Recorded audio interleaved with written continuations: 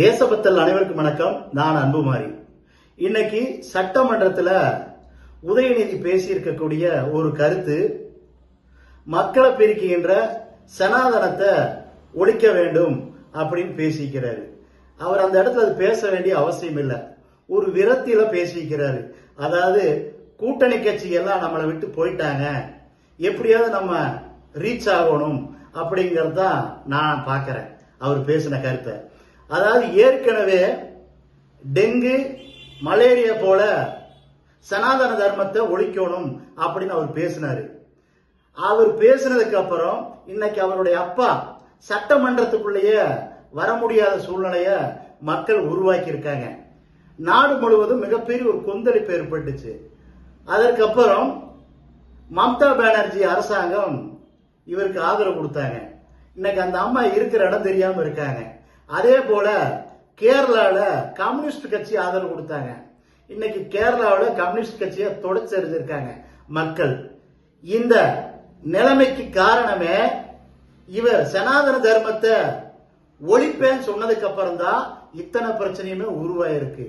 வேணும்னு திட்டமிட்டு இந்து மதத்து மீது ஒரு களங்கத்தை ஏற்படுத்தணும் அப்படின்னு உள்நோக்கத்தோட இந்த உதயநிதி பேசியிருக்கிறது சத்தியசனா இந்து மக்கள் இயக்கம் வன்மையா நான் கண்டிக்கிறேன்.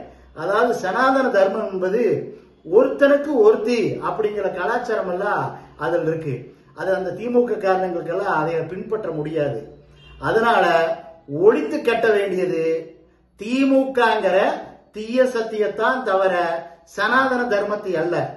தொடர்ந்து இந்து மதத்தை கிண்டலும் கேலியும் பண்றதாக சில கூட்டம் தமிழகத்துல வேலை செஞ்சுட்டு இருக்கு. விடுதலை சிறுத்தை, கம்யூனிஸ்ட், இது போல இருக்கக்கூடிய நபர்கள், தொடர்ந்து திமுக போல இருக்கக்கூடிய நபர்கள்லாம் இன்னைக்கு இந்து மதத்தை இழிவுபடுத்தி பேசுறதுனாலதான் அவங்க எந்த இடத்துல இருக்காங்க அப்படிங்கிற சூழ்நிலைய மக்கள் உருவாக்கி இருக்காங்க.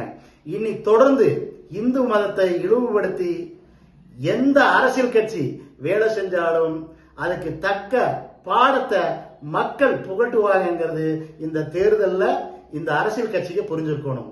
விரைவில் தமிழகத்தில் உதயநிதியை கண்டிச்சு சத்தியசனா இந்து மக்கள் இயக்கம் இந்த சனாதன தர்மத்தை ஒழிக்கணும் சொன்னதுக்காக மிகப்பெரிய ஒரு ஆர்ப்பாட்டத்தை நடத்துவோம் என்பது இந்த நேரத்தில் நான் பதிவு செய்கிறேன். வந்தே மாதரம்.